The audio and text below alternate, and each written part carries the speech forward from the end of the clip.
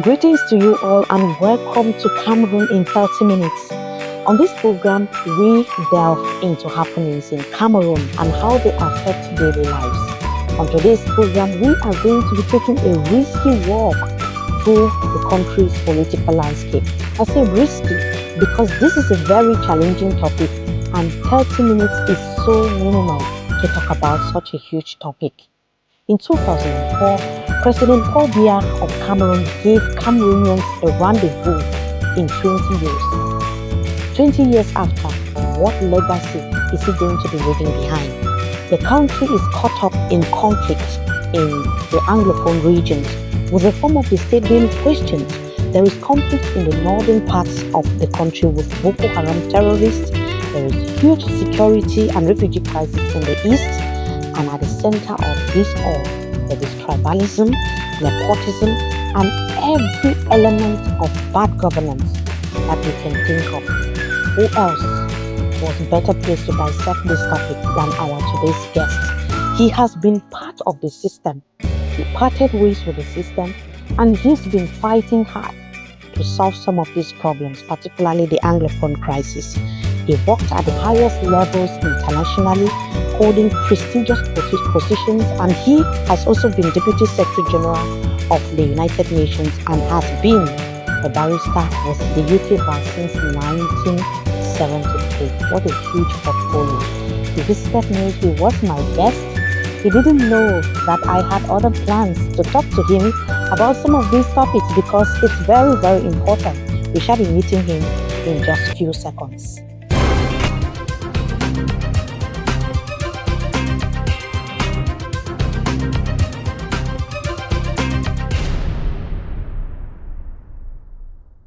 Hello everyone, I told you earlier that my guest for today was visiting my family, and I decided to have him sit down with me to discuss some of these very, very pertinent issues in Cameroon. Dr. Simon Munzu, good day. Thank you so much for joining us today.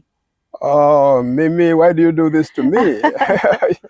I came just to spend time with you and Kingsley and the babies, and now you're imposing an interview on me. All right, I hope it won't be an interview. Let's just have a discussion, but I'm quite happy to discuss about our country, as you know. So thank you so much. It's been wonderful having you. How are you feeling in the UK, the weather? Oh, pretty. I mean, I feel very good in the UK. But please don't talk about the weather because the weather has not been stable. Yeah. This morning, for instance, is very good, but it's not been stable because one day starts bright and sunny like it is now, but a few hours later, the temperatures drop. But I'm used to that. I mean, I spent 11 to 12 years continuously in the UK as a student, so I know something about the UK, or especially the English weather. Yeah, it's not for nothing that the weather is such a favorite topic of conversation amongst the English. It's often said that don't be as unpredictable as the UK weather. As the English weather, exactly. So earlier I was talking about the Cameroon's political landscape and President Biya's announcement in 2004, where he gave Cameroonians a rendezvous in 20 years. Yes, 20 years down the line. I think his mandate expires next year, which is in 2025 actually. Yes. So we have 2 more years to go. Yes. Can you tell me, is this something that, do you think he's going to be stepping down? What would happen? Well, first of all, going back to that appointment that you say he gave Cameroonians, I remember very clearly the circumstances in which he gave that rather awkward appointment, because he had been out in Geneva, in any case in the West, for several months running. When Cameroonians were wondering where their president was, and naturally there was a lot of speculation. Some said that he had died and all of that. I mean, it was a very eerie period for a president, a head of state, to disappear for that length of time. But when he resurfaced, he quote unquote make a joke of this by saying that those who may have been wishing him dead, he's telling them that it won't happen for at least the next 20 years. 20 years, so that's yes. where he gave that appointment. Yeah. For those of you who want to see me dead, I'll give you an appointment in 20 years' time. And I have heard of late people going back to that episode and calculating and saying, wow, 20 years is in 2024. You know, but as you know, as you and I know, God gives life, okay? And God decides how long any one of us should live. And so we cannot and should not ever speculate. Is there a family where the head of the family, 90 years old, still, quote unquote, rules the family? No, not at all. Oh no. When he sits back as a grandfather. Exactly. Yeah, you start thinking about who to take over. Exactly. Who should succeed? He's sitting there. Grandpa is sitting there, or great grandpa for that matter, is sitting there looking at all these children around him, ticking off those according to how he groomed them. Who's likely to be a successor, or sits down there waiting for them to come and consult him on issues. He provides advice and so on. That's the role that our fathers play in the family at that age. Okay, so and that is because Pa at that age will recognize that he doesn't have the cognitive capacity anymore, that he doesn't have the physical energy anymore, that he cannot possibly grapple with the affairs of the family, let it even of the business, family business, if they had a business and so on. He leaves things off to children and grandchildren to handle. Yeah. So how can it possibly be different in the context of a nation? Yes, and there have also been calls for him to stand again. Oh yes, of course. I mean, when the same his current mandate expires. Yeah, that's not surprising, Mimi, because the people who are making these calls are people who hold office or enjoy privileges, have access to things like public contracts and so on, by virtue of President Biya's power of appointment or of award of contracts. And so he is as a kind of insurance policy for these people.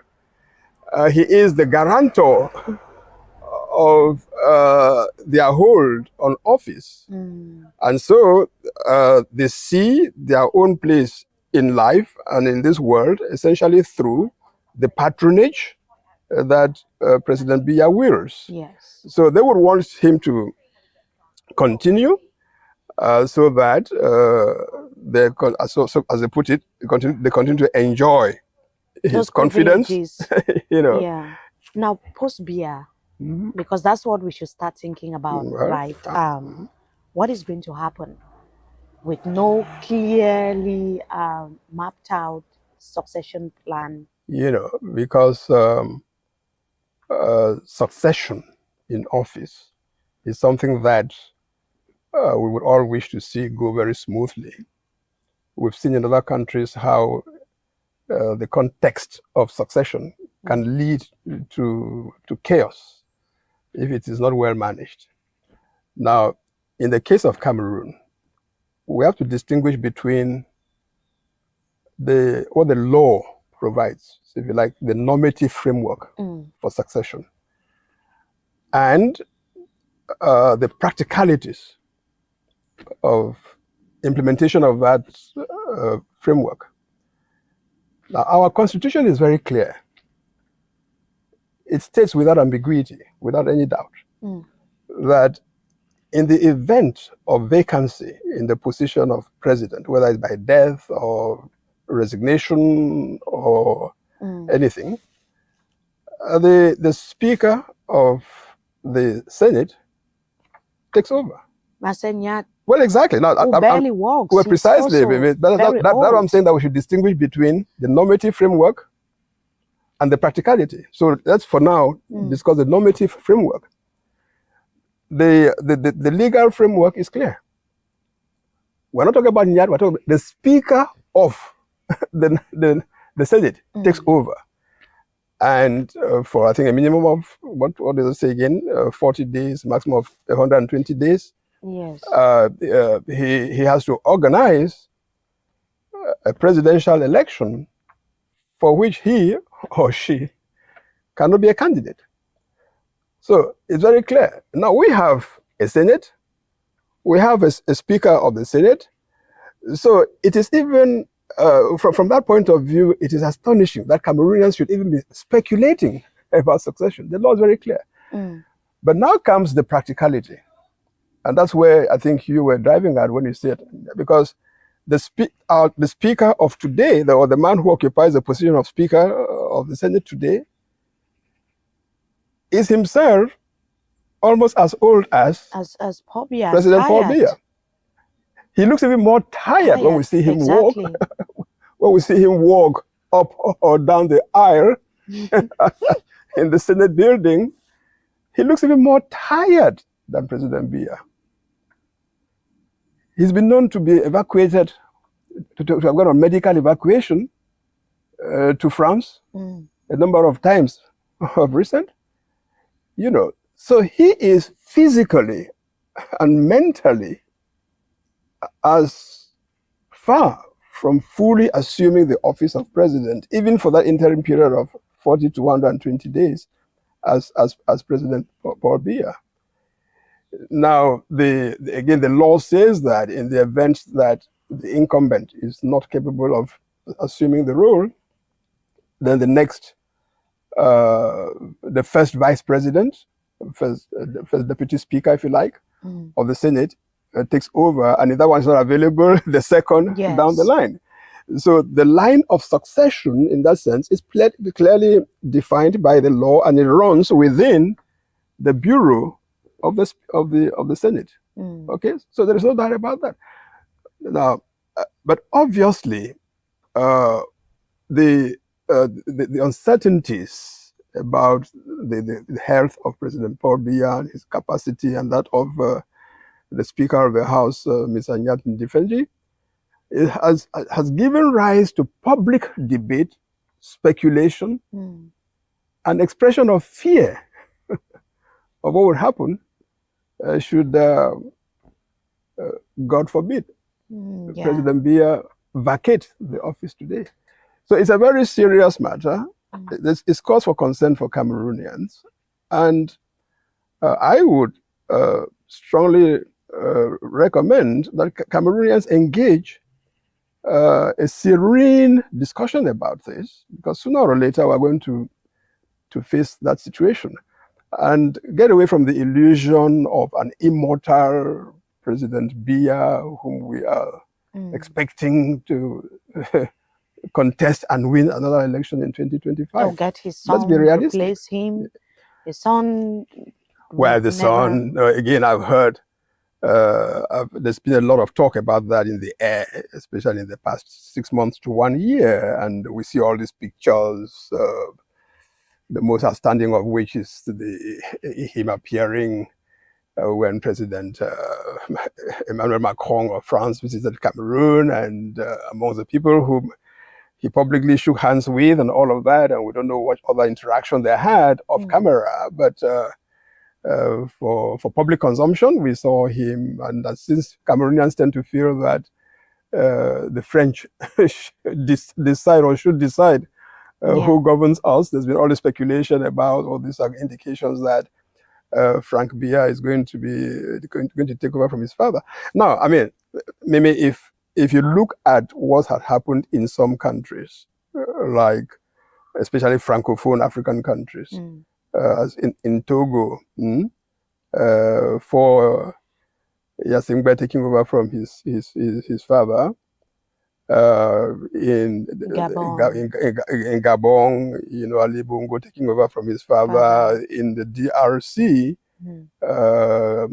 Kabila taking over from his father, in Chad, you know, father taking, son taking over from his father. Yeah. Now, when you look at those examples, of course, there is reason to think that this could happen in Cameroon as well. Yeah. And reason for those who want the Biya regime to continue after Biya would indeed think of that as a possibility. Why not bring in the son of the president while we continue to run the show from behind?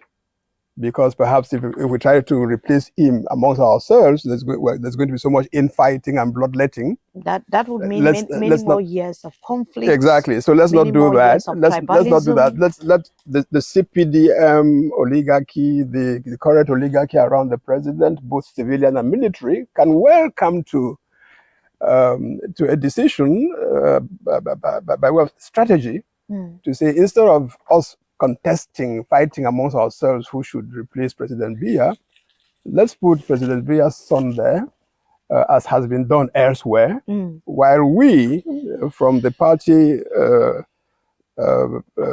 framework or the government and all of that, continue to run things. The show. Like I was saying. But you see, otherwise, why would we even be speculating on Mr. Frank Biya becoming president? Because the distinguishing thing between Frank Biya and these other cases that we cited is that in those countries, at least the father, perhaps projecting this possibility, brought his son into state governance at an early stage. You know, in the DRC, Pierre, what was his first name again? In any case, Kabila, Laurence Desire Kabila, I think it was called. Yeah, Kabila sent his son to the military. You know, because I mean, he came virtually he won power by conquest, by war, and he sent his son to train in China and elsewhere. So, by the time that Kabila Fils came to power, he had been involved in state affairs, you know, openly. Yes. That we all knew had a role. You know, Ali Bongo held office in his father's government, various offices, Minister of Defense, this and that. So he wasn't a neophyte when it came to things. In Chad, his son. So you see that openly, the son was, as we were prepared, at least was acquainted with the running of the state apparatus. But when it comes to the Cameroonian situation and Frank Biya, tell me, in what has Frank Biya distinguished himself? Yeah. We don't know him in terms of whatever academic qualifications he obtained in whatever institutions in the world. He must be an educated man, I suppose. But you and I don't hear much about that. Yeah, that's right. We don't know him as being a successful businessman who has run a company, even his own private enterprise, whether in France or in Switzerland or in Cameroon or anywhere. Do you know of any? No idea, not at all. We don't know him as even having run a charitable organization, an NGO in the humanitarian sector to support people in giving this service or that service. Have you heard about him? We don't know him even as having been a card-carrying member of the CPDM, his father's party. Until very recently, when we see him wearing what do you call it? The sharp or whatever, the muffler or the CPDM muffler. That's the nearest we've come to see him. But perhaps if you investigate, he doesn't even have a membership card of the CPDM. Yeah. And this is a party which says, whose constitution and bylaws provide that the president, national president of the party, is the party's candidate for president of the republic. Okay, so are you going to get someone who has never distinguished himself by taking part in, or by being a militant, so to speak, of the CPDM? the first time that he sets foot into the CPDM is to become its national president. You know, even so, in terms of talking, addressing the people, we've never had a situation where he's. Oh, so we don't know what. Who knows his voice? Which Cameroonian knows the sound of Frank Biya's voice? Except those who perhaps meet him in social events. But we're talking here about this, the public arena. You're talking about we're speculating about someone who wants to be president of Cameroon. So it has nothing to do with meeting him in a nightclub or in a restaurant or whatever. But on the public stage, who has heard Frank Biya's voice on any issue? No one. So how can we, with such a profile, even speculate on this person being president of Cameroon? But as I say, Le Cameroon, c'est Le Cameroon. Cameroon is Cameroon. So, of course, one of the trending topics that we are having in Cameroon, in Africa, where we also see a lot of Cameroonians reacting to is coup d'etats. Recently, it was Gabon. We are going to be taking a brief look at this report. And when we come back, Dr. Simon Munzu will be giving us his opinion about it. We shall be right back. So we are coming back.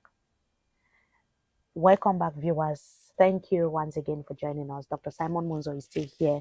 We just watched that report about coup d'etats in Africa. So many former French colonies falling at the hands of military leaders recently.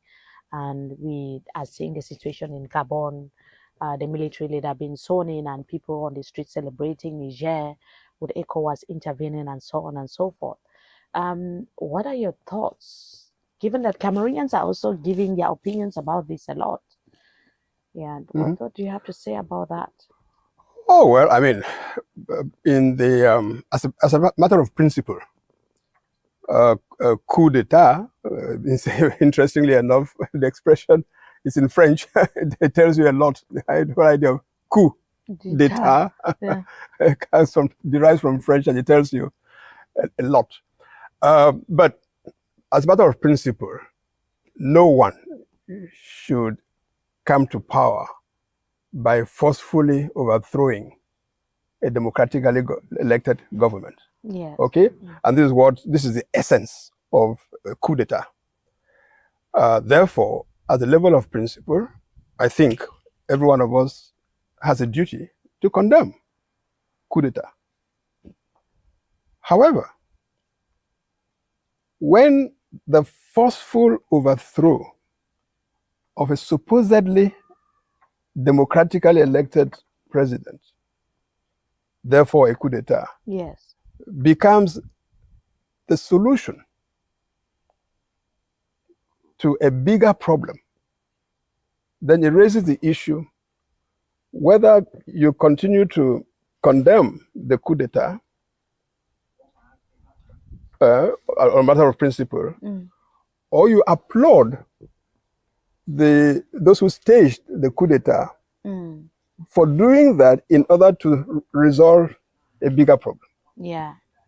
And that's where we are. And therefore, for me personally, the approach to this question has to be nuanced. It's not a straightforward black and white, we condemn or we don't condemn. We have, I think, we are in a situation where we have to look at each coup,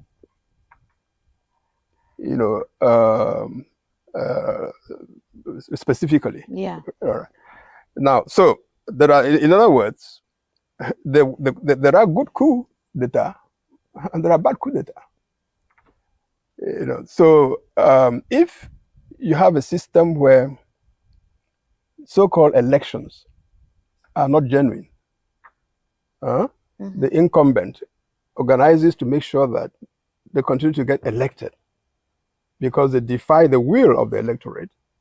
They don't allow the opposition to approach the electorate in terms of, at election time, in terms of campaigns and all of that.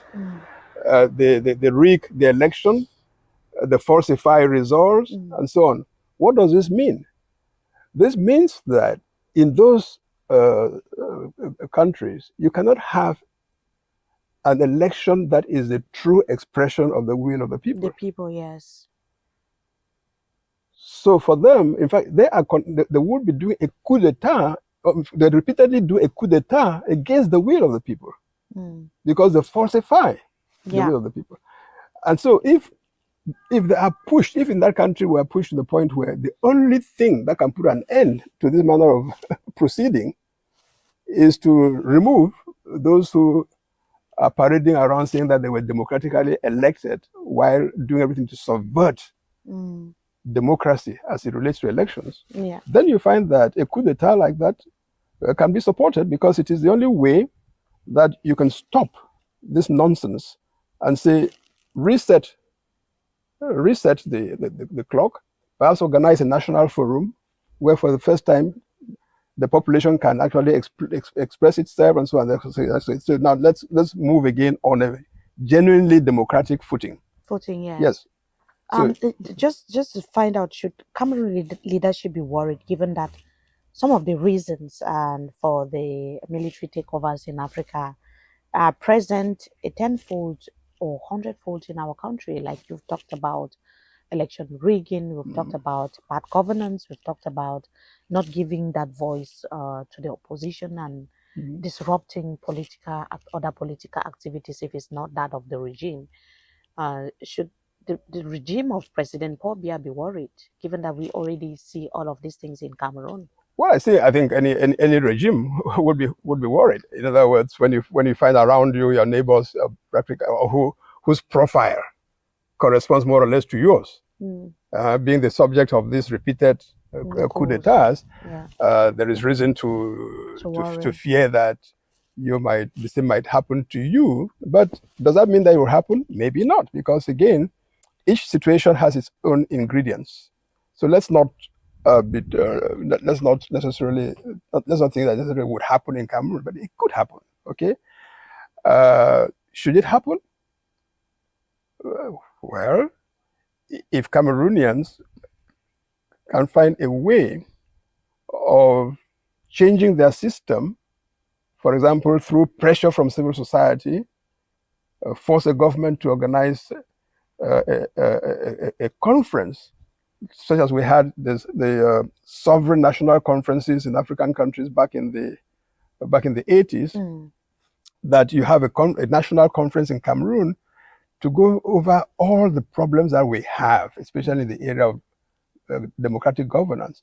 My preference would be that we have a national conference to sit and discuss. Yeah, but we've had a national dialogue and then... Well, it was a fake, as all of us know. That national dialogue was a sham. Anything? Well, exactly. This is precisely the problem we have. And that's what I was saying. If those who are in power screw everything the way they're doing now and don't allow a peaceful, democratic expression by the population, then they are indeed creating the conditions where the population will say, please, let's have a coup d'etat here. Hoping that when the military take over, they do not become the new breed of dictators. Because that is one of the dangers, one of the risks that we run. Yes, we are still watching Cameroon in 30 minutes. Like I said, a lot to talk about, but our time is very limited. We have a segment on this program called Who Really Is Our Guest? We'll be right back.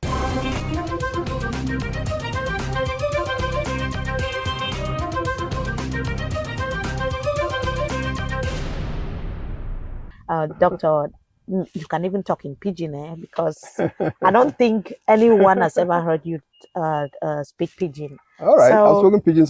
I speak pidgin from time to time, but let's go. Many people will be happy to hear you, maybe even respond to some of the questions in pidgin. So, wait to be some of your morning routines.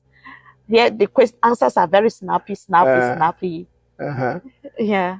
No, when I wake up, I go for my knees, I talk my prayer for my God, ask it what I want, ask it for that day, thank you for what I want, thank you for that day, and then I go wash, make I look fresh for that day. Okay. Mama bring my small chop for breakfast. I chop, and then I go for my office. And the next question is, can you share with us some of your top secrets? 2 of them that you've never told anyone. Do you have any secrets? If I say it now, does it remain a secret? You mean that it will remain a secret only until now?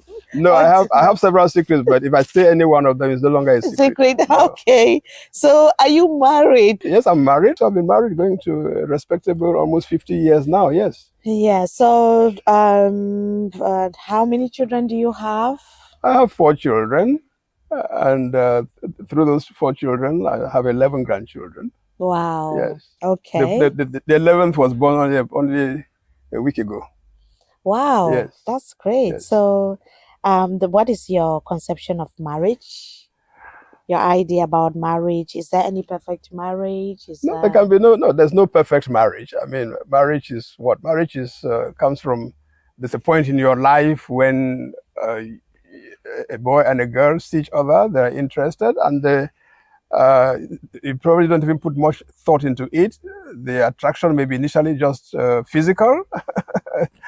She's a pretty girl. This guy is handsome, and you fall in love and you get married.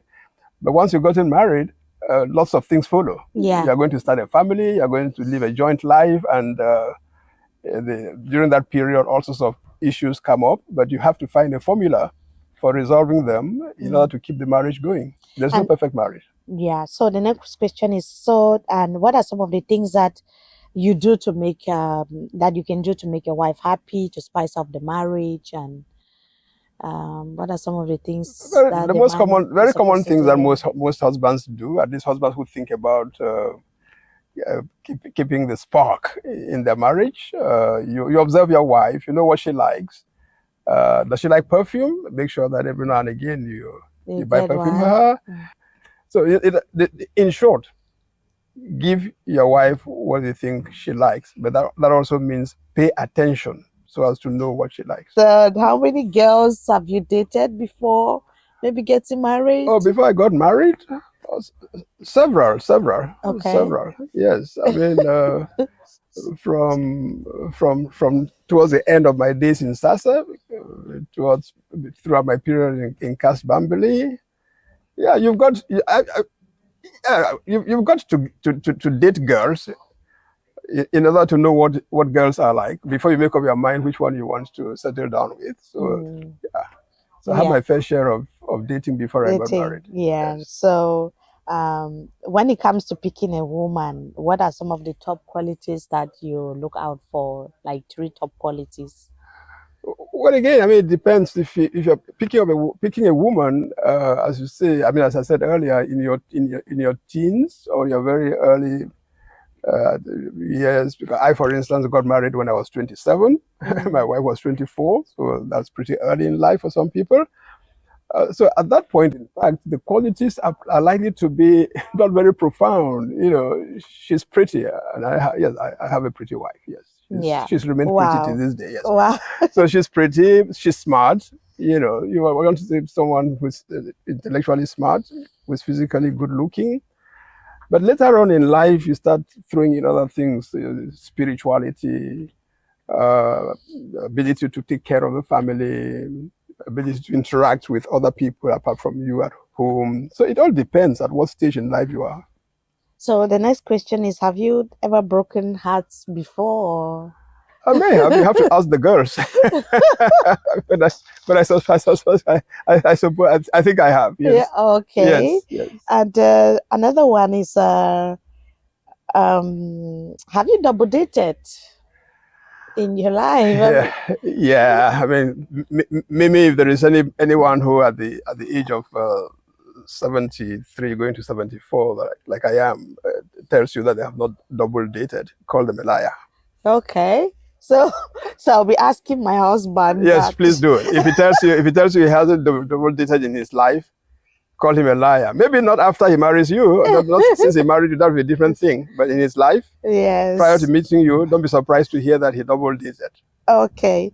So they also ask, when is your birthday? Well, when is my birthday? October 13th. I'm a Libra, if that's the next question. Okay. Yes. And are there some wonderful things, some particular things that you want to happen when your birthday comes? Is there something special that you Oh, I want to mean, see I mean, happening? it's difficult when you're approaching 74 to be excited Yeah. about celebrating birthdays. But yeah, I mean, I would like to be surrounded by friends and family, you know, on that day. Yeah, but that's basically it. Just have fun, Have and fun, yeah. yeah, because one has to continue to maintain one's sense of fun. Yeah. Enjoy life. Yeah. Enjoy life. Very Yes. important. Enjoy life. Yes. So, can you die for your partner? Can I die for my partner? Uh, No, I wouldn't want to die. My partner should not die for me either. So neither of us should die. Okay. Yes. So that was wonderful and genuinely answered, and we love all the responses. So we continue with our question, which is about Cameroon. Of course, we have an ongoing conflict in the northwest and the southwest regions. It's almost 7 years now, 7 years now, Yes. and counting. The figures are increasing, and unfortunately highly underreported. No renowned institution there to collect data because of how volatile the situation on the ground has become. Just a lot happening at the same time. Attempts to resolve the conflict futile from time to time, because we can see how everything is intensifying and deepening on the ground. So far, it's been worse. I cannot say so far so good. It's been terrible because I've been covering the Anglophone crisis from when it started, and government's inability to resolve everything that is going on has brought us to where we are today. Now, from Swiss dialogue, we are talking about the Canadian dialogue. The international community at some point just became silent. What do you think about the ongoing Canadian dialogue, and do you think that people can trust this process? Well, I mean, maybe I repeat. You give me the opportunity to repeat what I've always said. That the solution to the problems of Cameroon is going to come from Cameroonians, if it comes. You know, don't have the illusion that the solution to our problems is going to be found or going to be brought to us by outside, external players. You know, so Cameroonians have to accept responsibility for the resolution of their own problems, and that means that, number one, the government of Cameroon ought, in all sincerity, to admit that there is a problem, not only the Anglophone problem, but there's a governance problem in Cameroon in general. Admit this and make it the policy of the government to engage with Cameroonians to resolve the problem. And the problems will be resolved without any external interference. So in other words, okay. On the other hand, Cameroonian citizens, you and me, ought to feel that we have a responsibility in engaging to find solutions to our problems, including eventually an uprising. Ultimately, that's how citizens express themselves. If they're not allowed by those who are governing to conduct themselves, then peaceful uprising is a must. Yeah. You know, but Cameroonians are shying away. The government is stubborn, doesn't want to engage. Cameroonians are shying away and thinking that the solution will come from someone else. No. The external initiatives, including the Canadian initiative, can only come in support. They can facilitate, they can mediate, and all of that. Yeah. But are they going to sit down and mediate amongst Cameroonians who are not sitting down? Who are not willing to talk? Are they not willing to talk? So let's not kid ourselves. The responsibility for resolving our problems in Cameroon, including the Anglophone problem, I repeat, lies with us. Yeah. And that's why my message to Cameroonians and all the attempts that I've made so far, including the Anglophone General Conference that we were advocating and all of that, is that there has to be a sit-down of Cameroonians. And if the government would not willingly engage with us on that, then we have to push them towards that. Towards that. Yes. Yes, so I wanted to find out about federalism, which is Yes. something that you have firmly talked about. I mean, since the time when you were even part of drafting the 1996 constitution in Cameroon. Correct. You were one of those who stood up and said that federalism is the best Absolutely. form of government that Yes. Cameroon needs, deserves, particularly because it is going to be beneficial for the English-speaking population who are very angry today.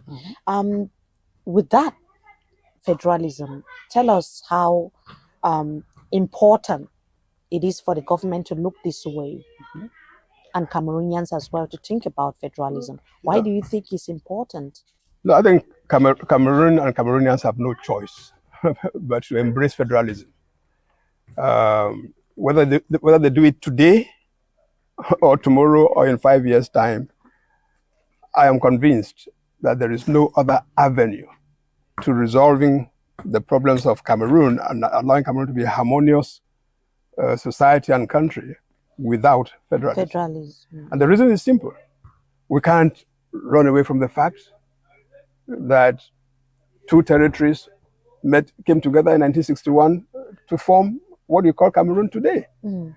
And for one of those territories to try to lord it over the other is sowing the seed for eternal division and strife in our country. Yeah. So if you're going to stop division and strife in our country, you have to have an arrangement that allows each of those two territories that came together to run its affairs. Yeah. Okay?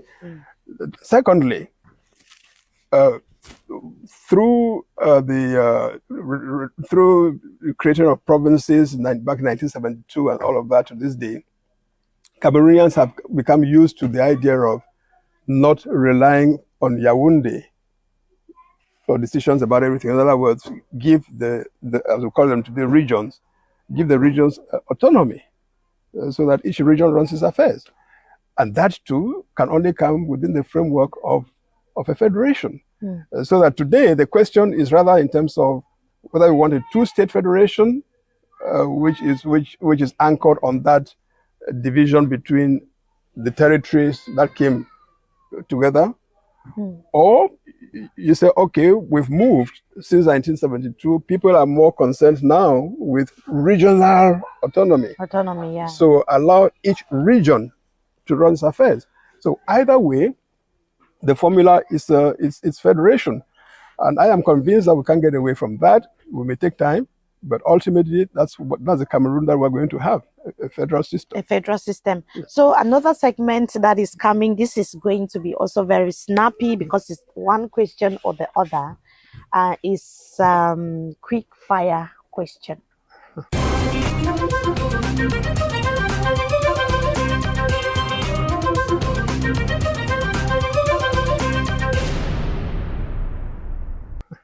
So the quickfire question is here, and we have Dr. Simon Munzu. We have very, very, very brief questions, which is you have to pick one or the other. So the first is gospel music or Afrobeats? Gospel. So Samsung or Aprophone? Samsung. Water fufu and Ero, Kati Kati and Corn fufu? Water fufu and Ero. Rainy season or dry season? Dry season. Dry season. Swimming or dancing? Dancing. Dancing. Grandsons or granddaughters? Both. Paul Biya or Aijo? Aijo. Aijo. Okay. Independence or one Cameroon? I'm sorry, federalism is not on the list. Well, there has to be federalism, but otherwise, one Cameroon. One Cameroon. Okay. One Cameroon federated. Federated. Yes. Okay. Mark Zuckerberg or Elon Musk? Zuckerberg, obviously. Last word would be to Cameroonians. Our country is in bad shape right now. No one can deny that if you're acting in good faith. On the other hand, the solution to the task of addressing and fixing our country belongs to all of us. I have the deep faith that Cameroon will be fixed. Cameroon will be fixed. You know, if we elect someone to be our president and that someone forms a government, it is so that they may resolve our problems. Our problems, yeah. But the sad conclusion that I have to come to, and I'm sure that many of your viewers probably would draw the same conclusion, is that unfortunately at this point in the game, the Biya regime appears to be incapable of leading us to a solution. So let's hope that after that regime passes, Cameroonians will be in a position to engage in finding solutions. But having said that, I'm an optimist, so who knows? Even Mr. Biya may wake up one of these days and say, it's time for me to do the right thing. And if he does that, we would all applaud him and join him in fixing our country. We are hoping for that. But then after 40 years and more, he's not been able to do that. Yeah, there is reason to be pessimistic as a result of that. Sure. What would happen. Sure. Thank you so much, Dr. Simon Munzu, for joining us. Well, it was so wonderful. Thank you so much.